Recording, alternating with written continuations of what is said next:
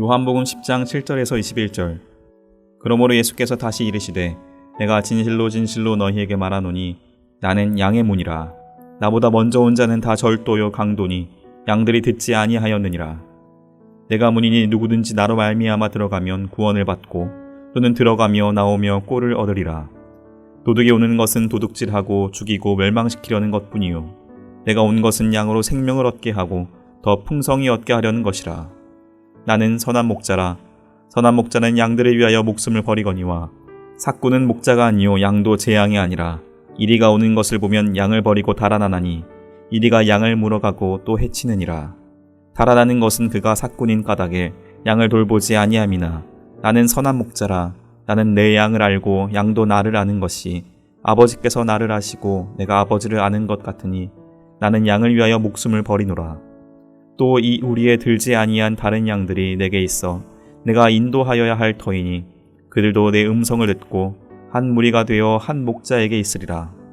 내가 내 목숨을 버리는 것은 그것을 내가 다시 얻기 위함이니 이로 말미암아 아버지께서 나를 사랑하시느니라.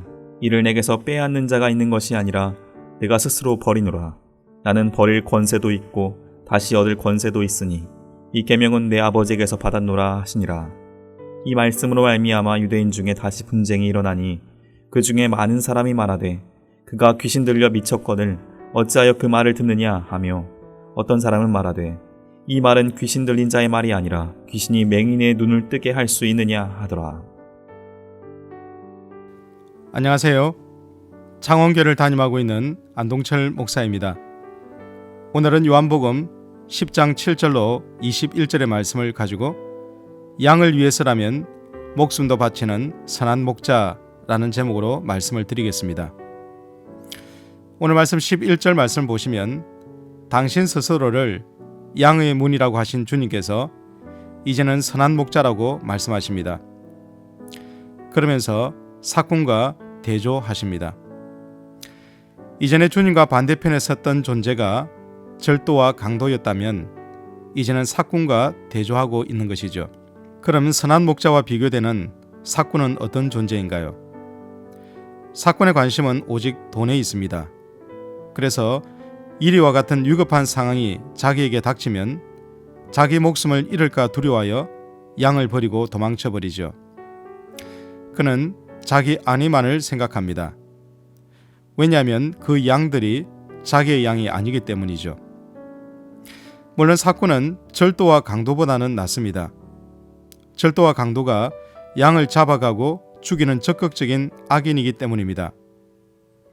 삭군은 그래도 돈을 받고 평상시에는 양을 돌보는 일을 하지요. 그렇지만 그가 위협을 당하는 일이 발생하면 양을 버리고 도망쳐버립니다. 이런 점에서 삭군은 소극적인 죄인이라 할 수 있을 것입니다. 오늘 말씀의 배경이 되는 구약 성경이 있습니다. 그것은 에스겔 34장인데 선한 목자와 대조되는 거짓 목자가 어떤 존재인지를 잘 보여줍니다. 거짓 목자들은 양들이 먹는 것에는 신경을 쓰지 않고 오로지 자기가 먹는 것에만 관심이 있습니다. 양들이 당하는 고통에는 관심이 없지요. 오히려 포악하게 양들을 다스립니다. 결국 양들이 흩어지게 되는데 이때 양들은 덜짐승의 밥이 되고 말지요. 바로 이것이 당시 타락한 이스라엘의 지도자들의 모습이었습니다.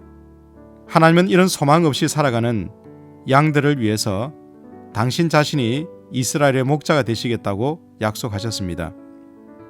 그리고 에스겔서 34장 23절에 다윗과 같은 탁월한 목자를 세우시겠다고 약속하셨죠.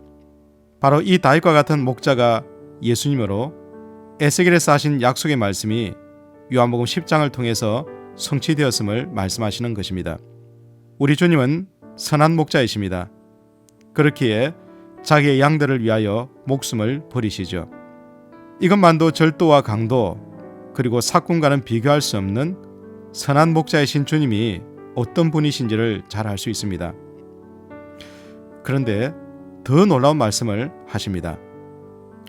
바로 자신의 우리에 들지 않은 다른 양들까지 인도하시고 그 양들을 위해 목숨을 버리시겠다고 하시는 것이니 말입니다. 이것을 잘 보여주는 것이 16절 말씀에 다른 양들을 위해 목자가 행하는 모습입니다. 즉, 이 다른 양들은 목자의 우리 바깥에 있는 양인데 이는 이방인을 말합니다. 유대인들은 하나님을 자신들만의 하나님으로 생각했습니다. 그래서 그들 바깥에 있는 사마리아 사람과 이방인들은 철저히 배척했죠. 사마리아는 말할 것도 없고 그들의 힘이 없어 로마 제국의 식민지 백성으로 살아가고는 있었으나 하나님의 구원의 역사는 철저히 자신들만의 것이라 생각했습니다. 그런데 선한 목자이신 주님은 유대인과 이방인의 그 엄청난 간격을 깨어버리겠다고 하시는 겁니다. 유대인의 우리와 이방인의 우리로 철저히 분리되어 서로를 원수처럼 생각하던 그 시대, 주님은 이 두 우리를 하나로 만드는 목자가 되시겠다고 하시는 겁니다. 물론 그 하나됨은 그냥 가만히 있어서 되는 것이 아니죠. 죽음을 통해 이런 하나됨이 있을 수 있기에 선한 목자이신 주님은 당신의 목숨을 아끼지 않고 버리시겠다고 말씀하십니다. 이 죽음을 통해 유대인과 이방인이 하나 되고 더 나아가 온 교회가 하나 되게 됩니다. 이 하나됨은 오직 하나의 길밖에 없습니다. 선한 목자로 우리를 위해 목숨을 버린 주님의 말씀을 듣는 것입니다. 우리가 주님의 말씀을 들을 때 모든 깨어진 관계가 회복됩니다. 우리를 갈라놓고 있는 빈부와 귀천의 차이, 남자와 여자의 차이, 세대 간의 차이, 여러 자신의 생각의 차이로 갈등이 가득한 이 땅 가운데 선한 목자이신 주님의 음성을 듣게 될 때 우리는 하나가 됩니다. 바로 섬김과 죽음을 통한 하나이죠. 이 길을 먼저 걸어가신 주님께서는 주님의 제자된 우리에게도 이 길을 걸어가라고 말씀하십니다. 내 욕심과 자아가 살아서는 결코 이러한 하나됨을 이루지 못합니다. 내가 오늘 낮아지고 섬기고 최종적으로는 죽어갈 때 바로 그곳에서 하나됨이 일어나게 되죠. 힘들지만 회피하지 않고 앞서가신 주님의 음성을 듣고 우리가 뒤를 따라가기만 한다면 주님께서 이루신 놀라운 하나됨의 역사가 우리 가운데 일어나게 될 것입니다. 주님은 오늘 우리에게 이러한 길을 걸어가라고 요청하고 계십니다. 오늘도 복된 하루, 하나님과 함께하는 놀라운 역사가 가득한 하루가 되시기를 주님의 이름으로 축복합니다. 사랑하고 축복합니다.